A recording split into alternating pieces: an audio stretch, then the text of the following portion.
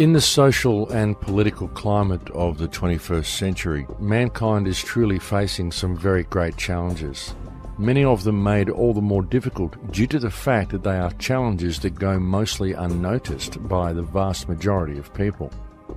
The vast majority of people in the world today only perceive the world the way it appears on the surface. However, the real truth is that the world that we live in today is actually very different to that which most people perceive it to be. Because just below the surface of everyday life, beneath the social and political distractions of the reality offered to the masses via their television, there exists another world. The world that most people perceive is simply a facade. It is an illusionary reality where nothing is what it seems. It is a world where our social system is designed to foster division. Our education system is designed to conceal knowledge. Our health system is designed to create sickness. Our financial system is designed to steal wealth. Our community is designed to create disunity. And our very civilization itself is wholly uncivilized.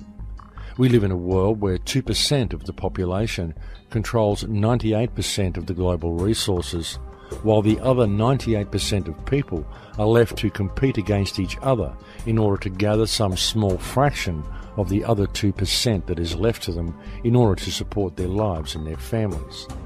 In fact, the world of today is so disjointed and so out of balance that the most amazing part of it all is that there are actually people who cannot seem to see it.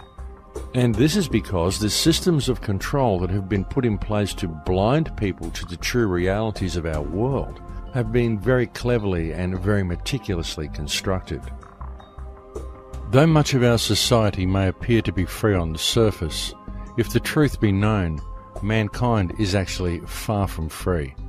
We are simply free range, for the world of modern times is actually a very controlled place.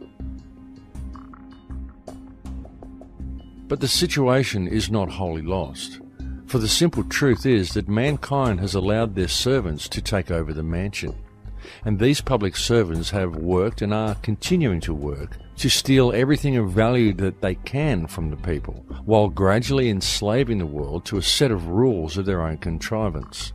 Legislation that has been cleverly designed to remove actual law from the planet and impose in its stead the will of individuals.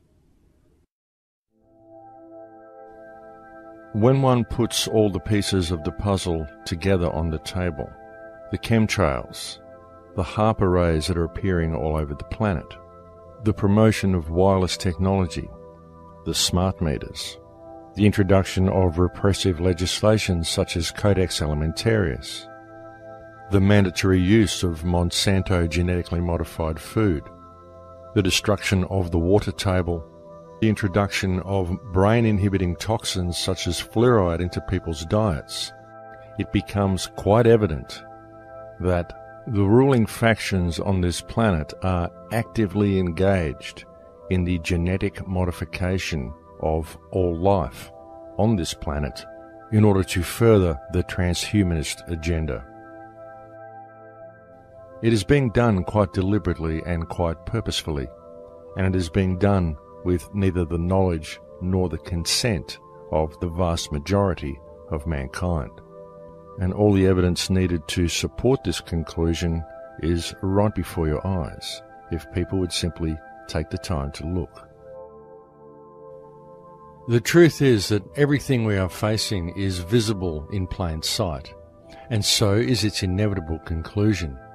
It's just that people tend to focus on their own little symptom and never step back to view the entire structure of our world holistically, and thus our response to the problem is compartmentalized, essentially rendering it ineffective. And this is all done by design, because in addressing their respective symptoms, people are trained to believe they have to work within the parameters of the system, rather than addressing the actual root of the problem.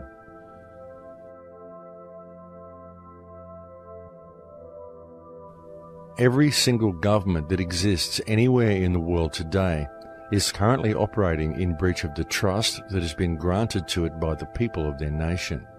And this is true regardless of which country we are talking about. It is true whether it is a government consisting of duly elected politicians claiming to act in the best interest of the people, whether they are acting out of greed or whether they are simply acting through their belief that the system is real. It is true whether it is a military dictatorship falsely declaring a self-granted right to dictate what is good for others. It is true whether it consists of a monarchy that has declared its divine right to rule and supposedly care for its subjects. Because the reality is that every single government or ruling body in the world today is abusing the power granted to it by the people of the nation it governs. Exhibit A, the Earth.